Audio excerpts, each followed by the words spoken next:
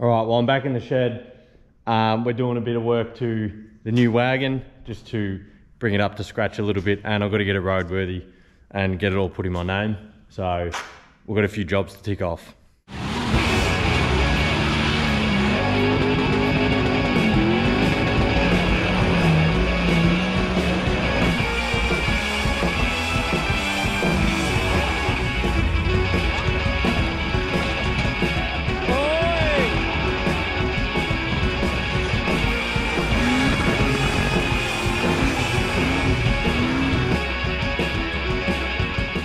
Really, I should be working on this thing, but the motivation is zero, which is annoying.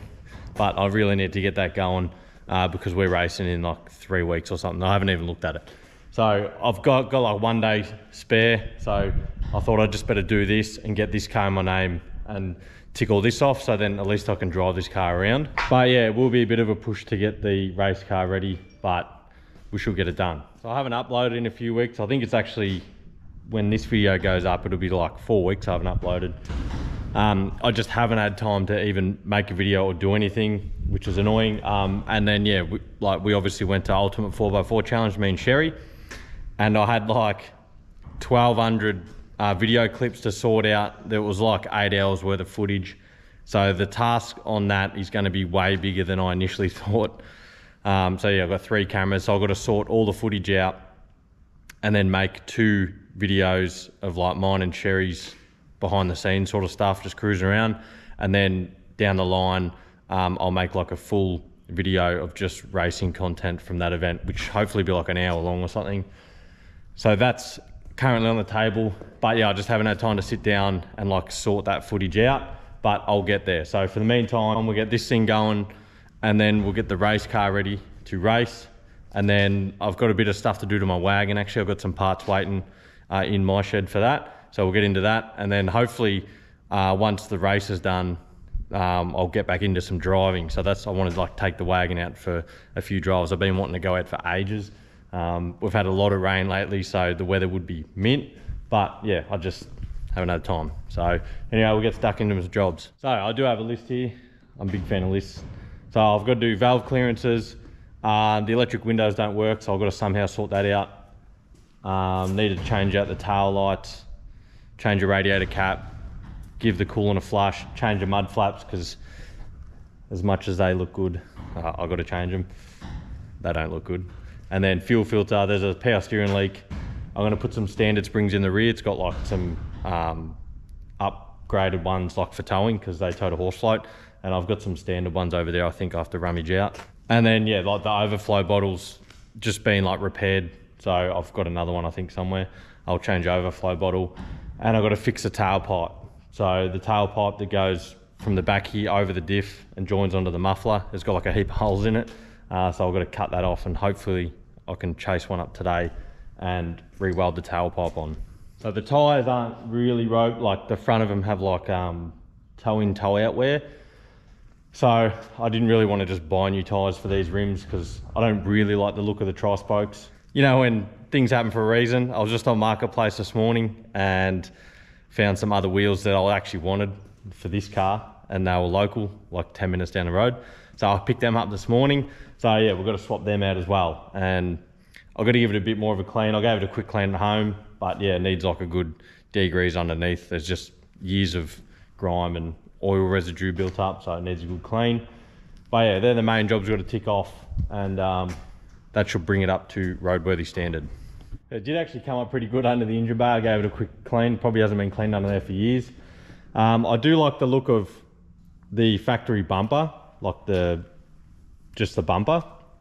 And it'd be nice to chase one up, but they're pretty hard to find and they're dear as. So I actually had someone message me on Instagram, and they had one of these bars and they just cut everything off. They cut all the hoops off and everything, and it just seriously looked pretty mint, like just looked like a factory bumper. You know, get some new indicators in there, and it looks pretty mint. But I'm not going to do that now, but maybe down the line I'll do that. It gives it like a nice slick look.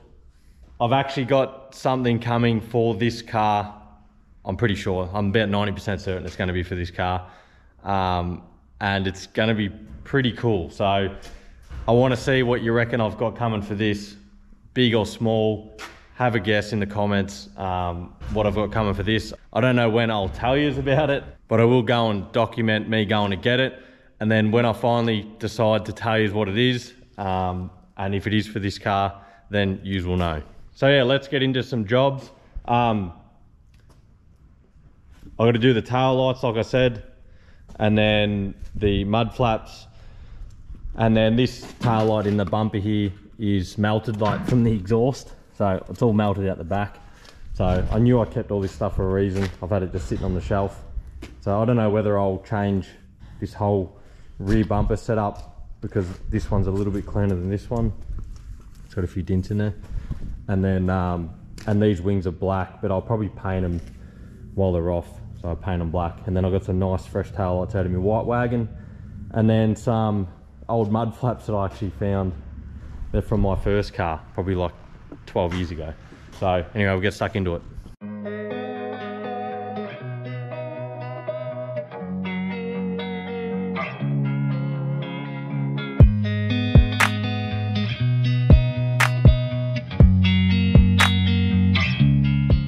That actually went easy as. Like usually these are like a bit of a pain to get off, like these little 8mm bolts get seized in there, or these get seized in there for that little tie down hitch, or these side bumper things get seized in there, or they're just all real hard to get. But that all come off super easy.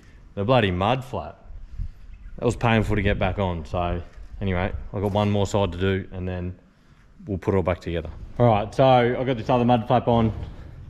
They're all rusted out on the inside, so it's on there. But you can see the exhaust, she's a bit wobbly, and it's got a bit of silicone on here because it yeah, melted the tail light. So I'll go up. I've got another tailpipe here, so I'll go up and I'll just have to cut it off, I think, and then slip that tailpipe over and weld it back on. So we'll see how that goes. As you can see, the old exhaust, she's got a fair few holes in it. You can see up here, got holes everywhere. It's all around here, which aims at the fuel tank. It's actually, they've done a bodgy repair and that's fallen apart. So yeah, hopefully the other tail light solves my problem. I should just have to cut it here, and then it looks like that's cut a bit short. So I don't know, I might have to just put in like a 50mm section there. As long as it seals up, that's all that matters. So I'll sort that out properly in the future. And look at it, that's where the join was.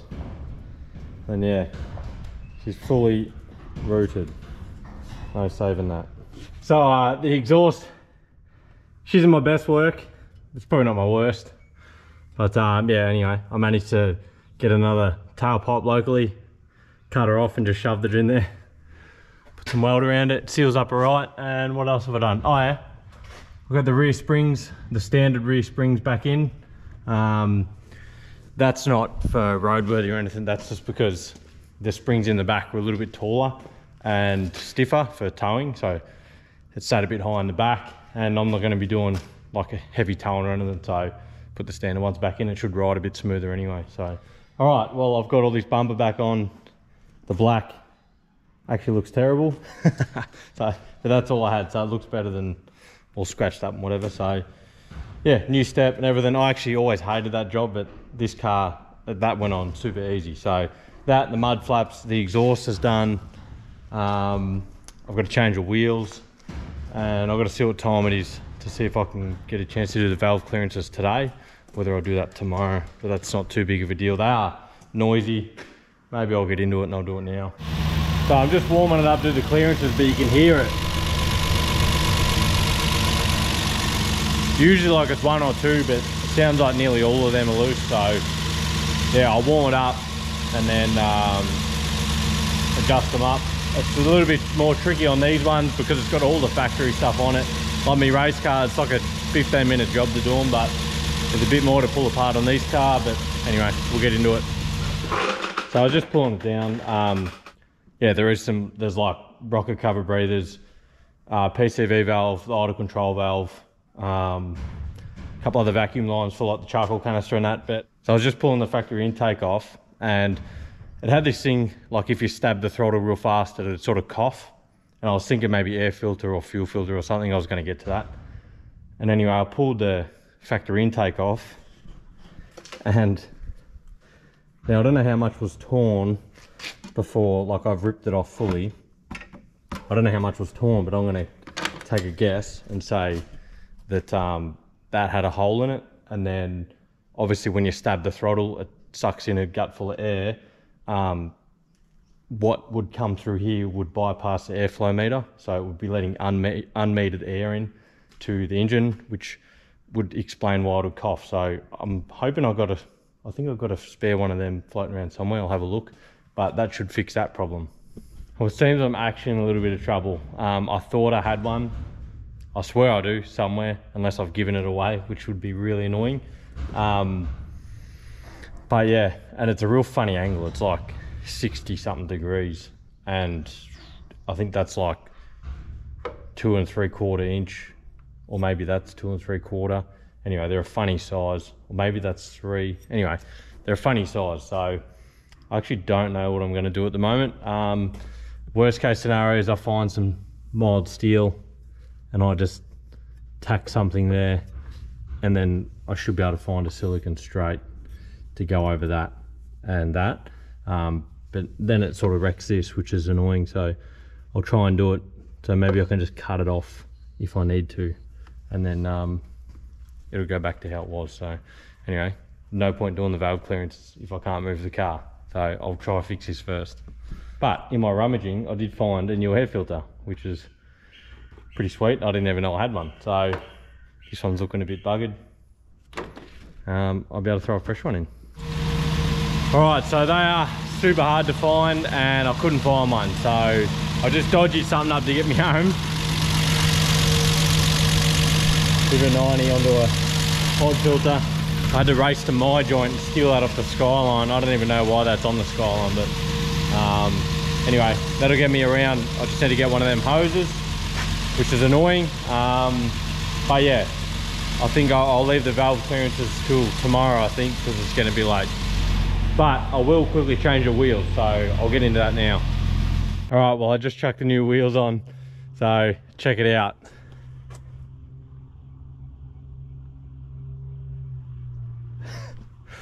Series 4 GU wheels. I do like them, and I do like them on GQs. I reckon they look sick. I just needed some better tires, and then some, like, them rims come up with better tires on them for roadworthy. So yeah, that's what I bought. But the rims will stay on there, like, even if I get new tires down the track for a little while, just while I can, you know, keep this car practical. You know, if I need new tires, I'll probably go the next size up and just keep it as like road treads. So I reckon it looks sick, and it's a bit lower in the back too. So that, yeah, it actually looks pretty sick. So that's about all I'm doing today. Hopefully tomorrow I get time, I'll do the valve clearances, and then whatever other, I had a couple other jobs to do. But yeah, I'll see you tomorrow. All right, I'm back in my shed. So we're gonna do these valve clearances, and I found a set of spark plugs that I might throw in there. I'll pull one out, the easy one, and just see how old they are in there, because I have a set of spark plugs that I've probably got a couple of sets that really haven't done that much work. So if these are old and buggered, they haven't been changed in years, I'll just swap them out. Regarding this stupid bloody intake, I did have to buy a new bit of rubber there. I couldn't find any second-hand ones anywhere, and the ones, like, if I was to buy it from a wrecker, they wanted like 100, 150 bucks plus postage, and a new one was 200 bucks. So yeah, it sucks, but anyway, I need it because I need the airbox and all that all plumbed up, and I want it plumbed up. I can't have that pod filter sitting there like that. So when that comes, I'll throw that on. But yeah, let's get stuck into these valve clearances. Right, well, I think I've got everything. Probably needs a bit of a bend on there for a long time, but what's underneath there is usually an indication whether it's had a good service life. I've pulled like one off once years ago, and I had sludge and all sorts of crap built up in there. So yeah, like, you pull it off, and if it's all stained and tarnished and there's sludge in that, you can pretty much guarantee it's had a bad service history. So I'll pry this bloody thing off, a bit tricky to get out, but we'll we'll get her off and have a look. All right, she's pretty dirty under there. Doesn't look like it's probably had a good service in the last few years. So that's something I've got to do, is I'll service it. I might even run like a particular oil that has a detergent in it and see if, you know, next time I pull that off, it'll probably be pretty clean. I've seen a lot worse, but yeah, that's pretty stained. But you can even, number one intake rocker is rocking, and it's like, you can already just visually see it has way too much clearance. So they probably haven't been done for a long time. So I'm not going to go into too much detail with this, but pretty much, obviously you got 12 valves, so you got 12 rockers. You spin the harmonic balancer around to top dead center, and depending on if it's number one at top dead center or number 6, if you want to figure out the foolproof way, pull your dizzy cap off and see which way your rotor button's pointing. Or like, yeah, if number 1's at top dead center, number 1 rocker will be rocking.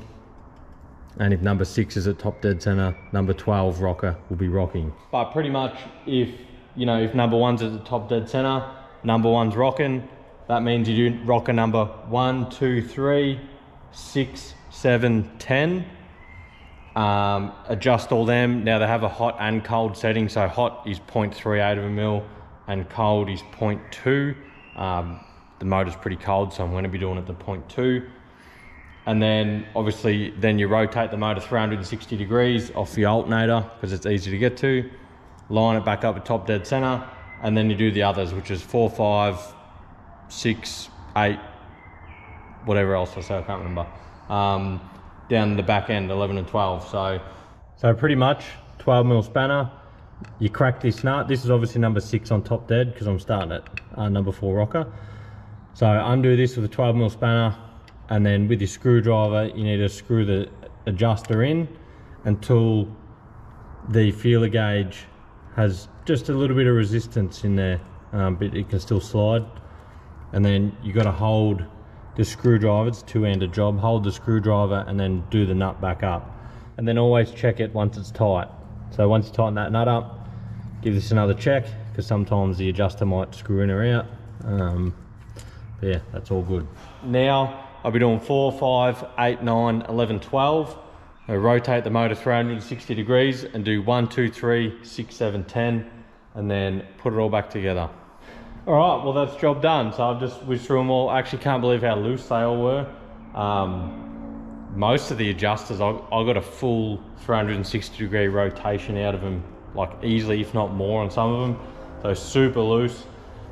This is probably the first time I've done valve clearances where I'll probably notice a difference while driving it. So with my other cars, because they got the forward plenums and everything's out of the way, usually I can fire them up like now, but yeah, it's a bit hard with these because you need the airflow meter plugged in and a bit other crap, and there's all these hoses and stuff, so I'd have big vacuum leaks and whatever. So anyway, I'll put it all back together. I will put some new second-hand plugs in it that I've got, and then we'll fire up and see what it sounds like. All right, well I just finished putting it back together. The little intake pipe piece came, so I threw that on, got the new air filter in the airbox. It's all back how it should go. Yeah, different plugs are in, valve clearances are done. Also, handy little tip if you made it this far, Bunnings chair stoppers, I think they're like 16 or 19 mil, to double check, but they slip straight over the top of your old, anyway, that's on there, straight over your old bonnet stops. They're all blown out, you just slip them on and you got fresh bonnet stops, and they're like $2 or something, so keep that in mind. I've also had Justin from J&E Auto Elect here, he ripped some stuff out, had like electric trailer brakes and then this old school alarm and all that sort of stuff, so I'm going to put all new alarm system and whatever in it. So he's been over here, ripped some stuff out, got some stuff going, but yeah, we need to fire it up and see how it sounds.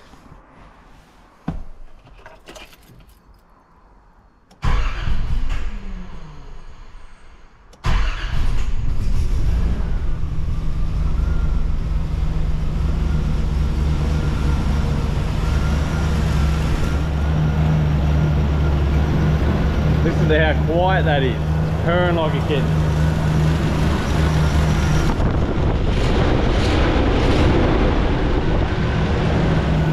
Now all I can hear is a mad exhaust leak. I just can't believe how quiet it is. It's so good. Other than that, I've got to find out where it's leaking from, whether it's right at the head or whether it's where they three merge into one. I've got to stuff that out, but anyway, runs like a clock. Well, that's that. The car's pretty much ready. I just need a right-hand headlight, and then yeah, it's ready to go. So hope you enjoyed this one. Nothing too exciting, but I am actually excited just to have a stock GQ to drive around in. It's going to be super fun. And I think I'm going to put like the 7 seats back in it, so full party bus. We can go 7 up and go cruising. That would be pretty cool. So stay tuned for next week. It'll either be some work to that or we're doing race car stuff, because it's getting really close to racing and I haven't even looked at the car. So stay tuned for all that and we'll see you then.